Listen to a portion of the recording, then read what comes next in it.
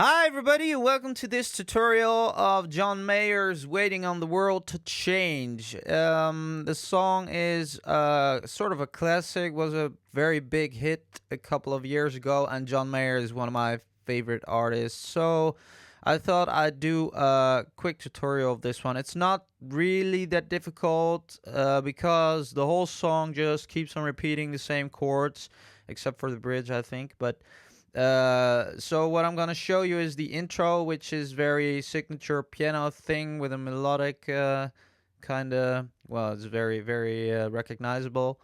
And then you can just keep on playing those chords to, well, play the rest of the song, the verse and the chorus, and then maybe take a look at the chords of the bridge for yourself, or ask me if you're interested. You could ask me in a comment, of course.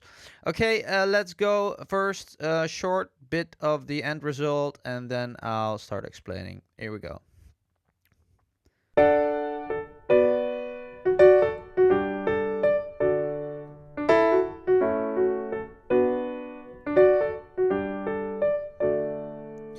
All right. So I'm sure everybody recognized that bit. I made sort of a combination between the piano and the guitar part, because the guitar does that in-between thing. That's what John himself plays, and the keyboard player, of course, plays the melodic thing. This way you can, well, sort of make your own piece by, when I'm through explaining, you can use the chords to just play the rest of the song as well, and we'll get into that later. Okay, first, bit by bit. First the chords, just so you know where we're coming from. First chord is a D chord.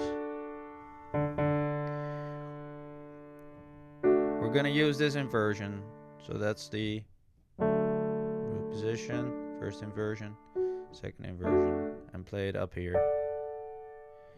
And then this is the melody. Then you play that with your thumb, and you get, I play a root note over here. You could also play a third over here to make it fuller. That's, I think I did that also. It's really up to you. Just make it as full or as empty as you want to hear, right? It's always about the ears, but also if you're not able to play all of it, just play the most important notes. You could also play this.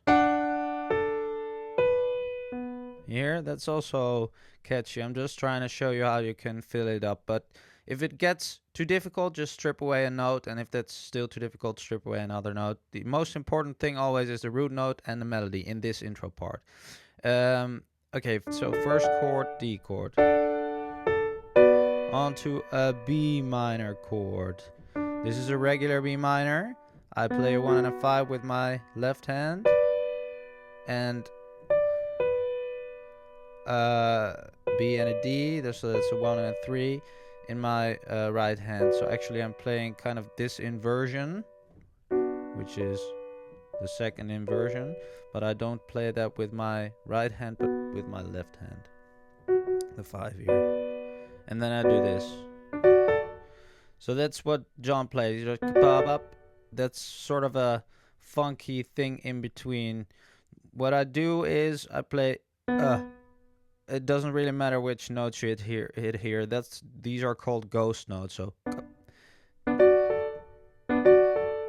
and we go from an F sharp to an A, and just keep a D here. If that's too difficult, you can also do this, or just.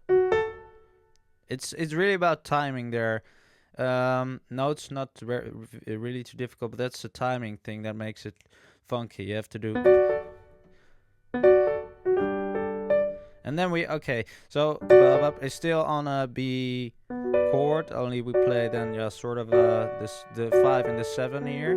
This is the 7 of the B minor chord, so and then we get the rest of the melody picks up again. So that melody thing is F sharp, G, A, D. And it's a G chord, so I play a 1 and a 5. You could also play a whole G chord with your left hand, or just a G. Falls on the G there. Or or However full you want it, that's up to you. Only the G is enough. I did this.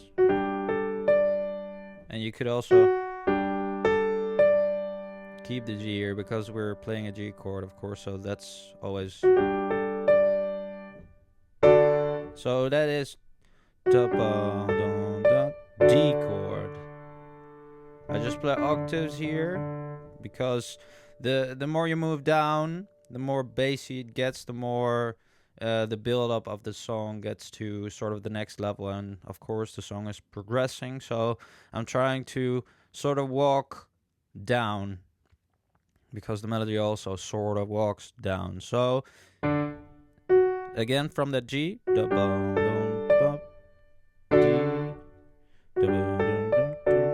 that's a D.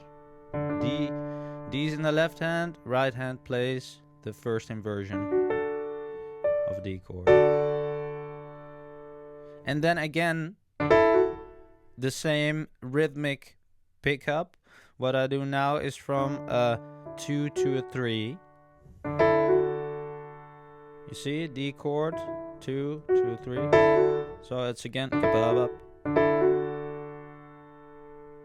again the A here. If that's too difficult, could also work.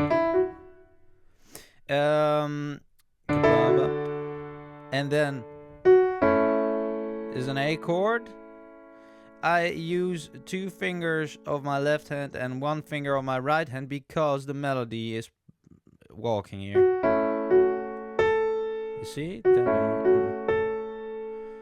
So if I play the 1 and the 3 with my left hand, then we have the whole A chord here and can walk on until the B minor chord here, where this is of course the melody note, the top note. And then the same thing at the B chord. That's exactly the same thing as what we saw earlier, the pickup funky thing. So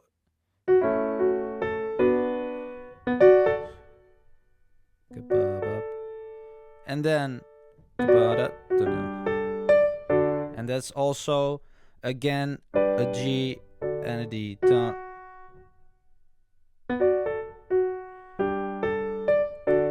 I think that's sort of actually exactly the same as the round before. So I'll play the whole thing now very slowly.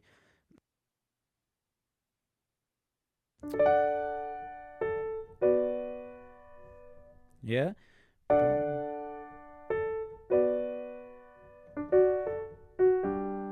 G. D. Sorry, this was a mistake. And then A chord. G. D. One more time. D. B minor. Funky thing. G. D. Funky thing.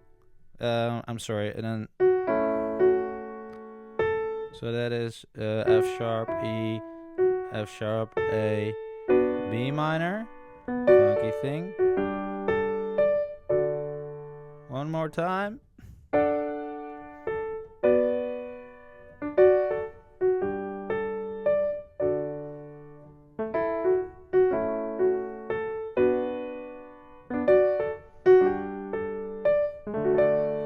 Alright, so the rest of the song, as I said, are these same chords. So just try and make your own part, or you could just keep on repeating this part because, well, the chords are the same.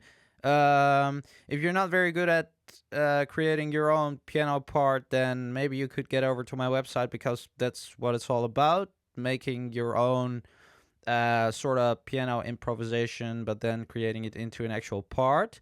Which is, of course, the thing that this keyboard player here did as well. John probably wrote those chords, and then we got like, oh, we got a melody thing. Okay, that's on top there. And then he created this part exactly the way as I'm trying to teach you how to play and approach the piano here as well. So, but if you're not very good at that and you're maybe sort of a beginner, then I suggest just repeating this exact part, but only 1 octave down. because then it would be more suitable to sing with. For when you're playing here, it's more.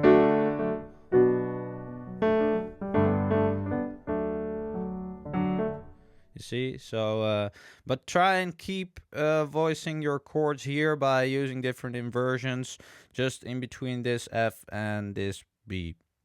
Sort of, it's a guideline, but that's perfect for singing. Okay, so that's it for this week. If you want to hear something else, want to learn something else, want to ask me something, please leave a comment, get over to my website, subscribe to my newsletter. We're really starting to form quite a big community over there, so if you want to join us and keep learning this way of playing the piano, playing pop piano, then I'd be glad and happy to help you.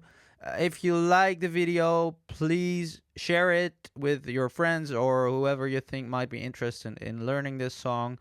Click the thumbs up, like the video, and that's it for now. I'll see you next time. Okay, bye bye.